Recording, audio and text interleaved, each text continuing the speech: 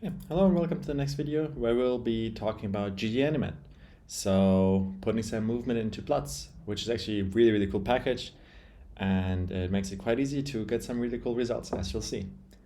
We'll also play around with this package in the practical this week. So this will be a big focus. So first, if you install gganimate, it's not as simple as just installing gganimate. It comes with all sorts of like different buckets and stuff because it just supports many different ways of working. But you will usually also want to install the two other packages, transformer and gifski, to do the final rendering of the plots. So just that you know, if you maybe have, yeah, if you anticipate some internet problems or something, it might be nice to install these ahead of time. As of course, during class, you can also install all three. But just be mindful of having to install all three. Else some weird stuff happens with gganimate, just because it's like a really powerful package. So what can you do with gganimate? You see a nice example of this in this animated GIF showing how gapminer data evolves over the years. So right now we're kind of animating over the year variable. And you can see here how for different countries across they're colored by continent, how life expectancy and GDP per capita change over the last couple of years. And you can see them like shuffling around. I don't know, I think quite a cool effect. And you can really see this like trend towards like both life expectancy and GDP per capita increasing. And I think an animation is usually the best way to show this kind of data. So how do you use gganimate? It is built on top of just a normal ggplot, and the way it works is that you just create different frames basically, so it's just like different plots, and then you just stitch them together into one single animation. So instead of having just one single frame, you have multiple, and then with gganimate, it just kind of takes all of these together and in the end produces an animation by just animating between all frames. So actually pretty straightforward. I mean, the technical side of it is a bit more complicated, but thankfully the package is really well engineered, so it hides all this complexity from us.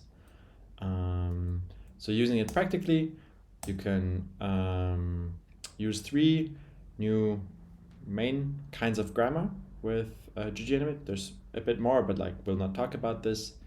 And the first and most important one is the transition. So this is basically this grammar defines how the data should be spread across the different frames, right? So we'll have all this data, and we somehow need one variable that indicates, okay, this is what we kind of go frame by frame by. And typically this is something like time. So they have a special function for transition time, because of course the timings could be like slightly differently spaced, and then it takes this into account. As with transition states, it just goes through all of them. Then you can just use any sort of variable. It could also be something categorical. So this will basically the variable that will be animated through. Then we have view. This defines how or whether this scale should change. So of course you can imagine in the animation before, like everything moves a bit more to the top right, and we could also kind of adjust the scales with that, right? So that also the scales kind of shift to accommodate for this, so that the data always stays in the center. But of course it leads to a bit more movement, but also this is perfectly supported. And if you don't want this to happen, you can use the view static.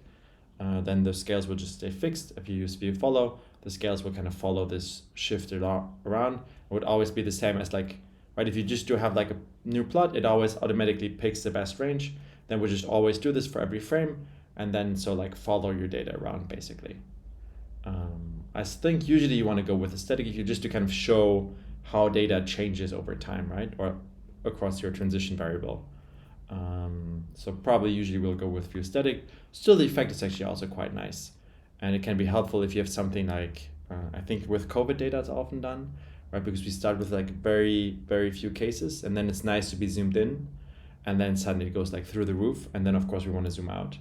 Whereas like if we just use a static view, for the first few months of COVID, we wouldn't see much happening because it's just this like, I mean, couple of hundred cases, and then suddenly it goes to like millions after like 1 year or something. So this is where you might want to change with this or play around with it. And last, shadow. This is also really quite a nice feature. So what this one does is it defines how data from other frames should be shown.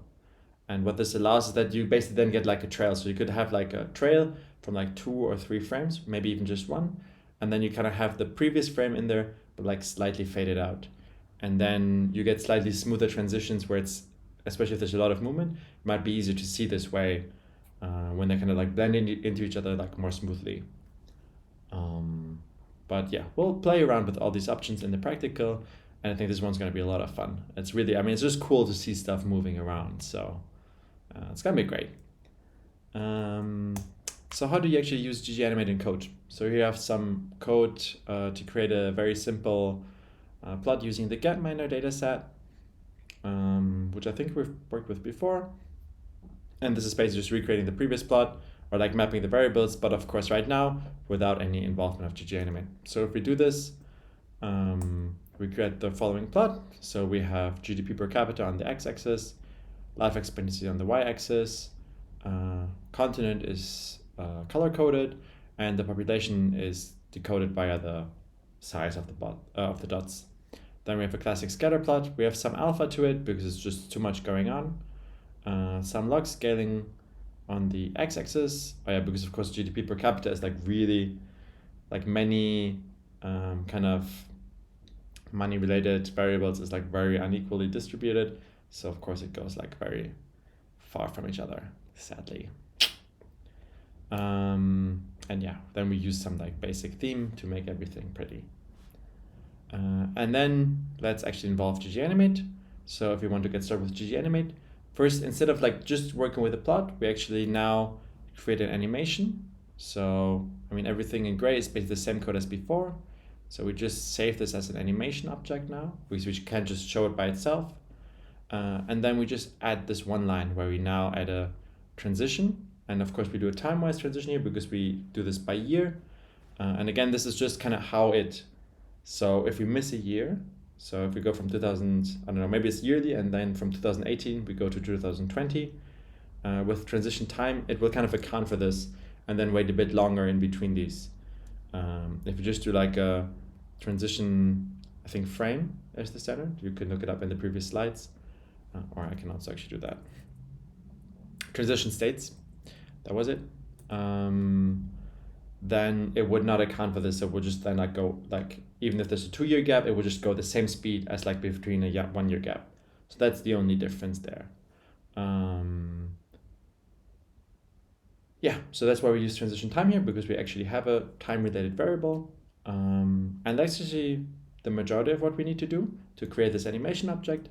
Then we just need to render it in the end. So that's where we have the animate function.